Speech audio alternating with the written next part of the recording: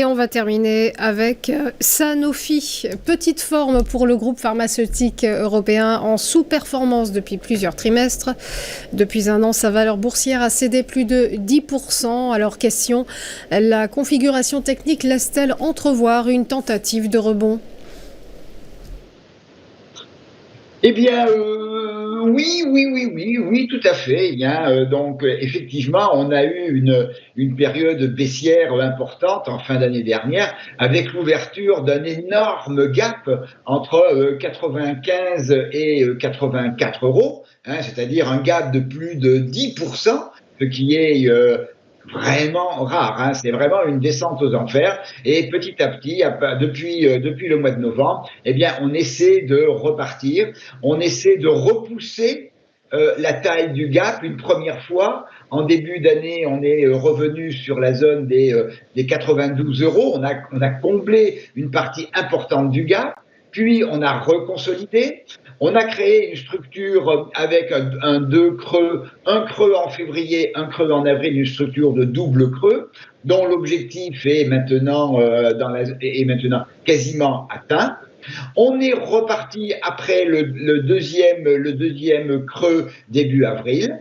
On a créé la structure de double creux en franchissant la ligne de coup. Et récemment, il y a une dizaine de jours, on est venu à nouveau réduire la taille du gap baissier. On n'a pas pu aller plus loin et on est revenu dans une zone qui est pour moi la zone support majeure entre 88,71 € et 89,54 €. On voit qu'en juillet de l'année dernière, cette zone a fait support. Elle a refait support au mois d'août. On est revenu la travailler fin janvier. Vous voyez, on est revenu la travailler récemment et même très très récemment, puisque on est depuis 4 séances en contact avec cette zone support. On est légèrement sorti hier. La bougie d'hier est plutôt positive. On est sorti.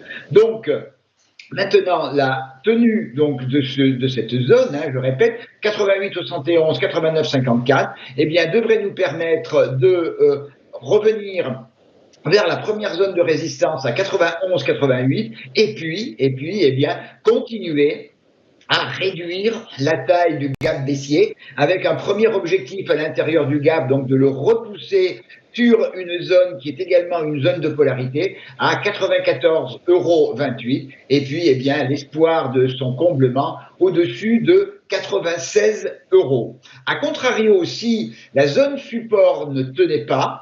Et on voit également que la moyenne mobile 200 périodes passe exactement au bas de cette zone support. Donc c'est un niveau là aussi important et ce qui donne encore plus de poids à cette zone. La rupture donc en clôture quotidienne, là aussi avec une bougie rouge significative, la rupture de cette zone eh bien, ouvrirait la voie vers les supports en dessous, à savoir 86,24 €, 84,80 € et 83,34 €. Si la journée d'aujourd'hui confirme effectivement la bonne tenue du titre hier, si on arrive au-delà de 90-91 €, dans la zone des 90-91, là il y a véritablement un bon espoir que, eh bien, on continue à mordre un petit peu, un peu plus sur ce gap baissier.